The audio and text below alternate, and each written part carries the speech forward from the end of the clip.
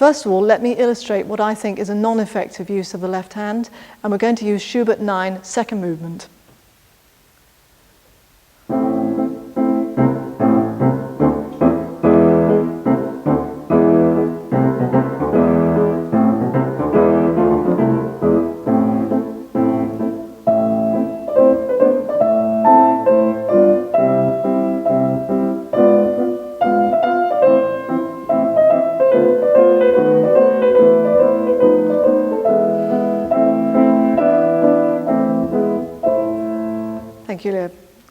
The premise is that the left hand doesn't have to move to be effective. It can still speak when it's stationary as long as one is aware of the attitude of it. The second is that it's not used as a cueing device. One sees this so often when conductors bring in solo passages. They give a sort of traffic signal sign to the player, or worse, the head is down and all they get is the hand. We'll do this again, and I'll show you what I consider to be a more effective use of the left hand.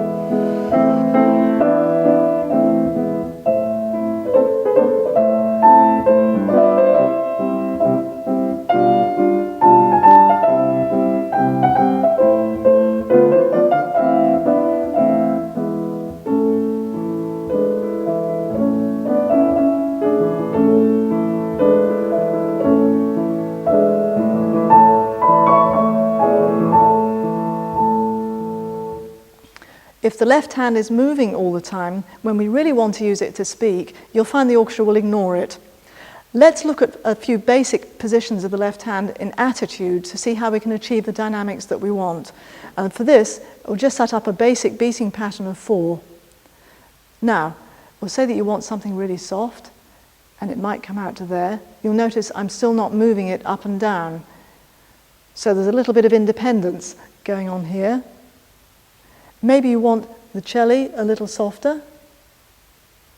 Perhaps you want the first violins softer, or perhaps the horns. Maybe you want the violas a little louder, and you see how the hand can turn over. You want more sound still, and you could do this. Perhaps you want to show the direction of a phrase, in which case you could do this.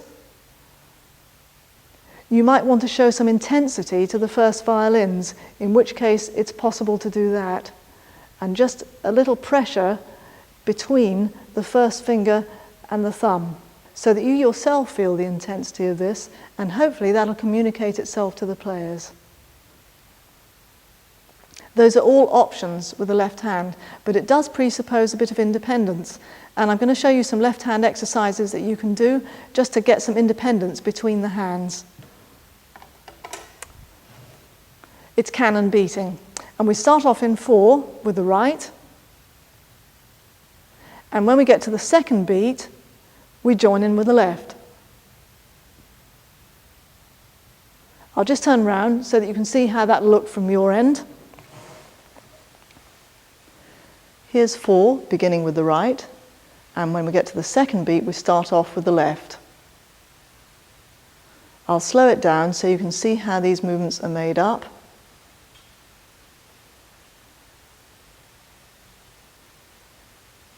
We keep beating 4 with the right, and now on the third beat we join in with the left. Here we are, there. So the pattern is slightly different between the arms. Again, I'm going to slow this down.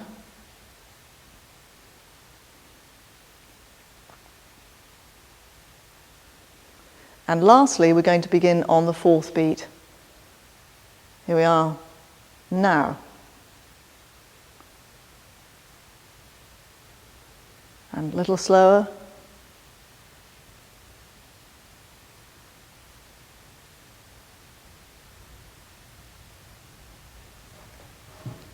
There are other exercises you can do as well. You may want to try beating 2 against 3. So we set up the 3 with the right arm first.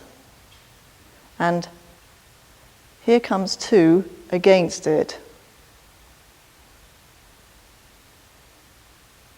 Or we can try that keeping the same beat speed in both arms.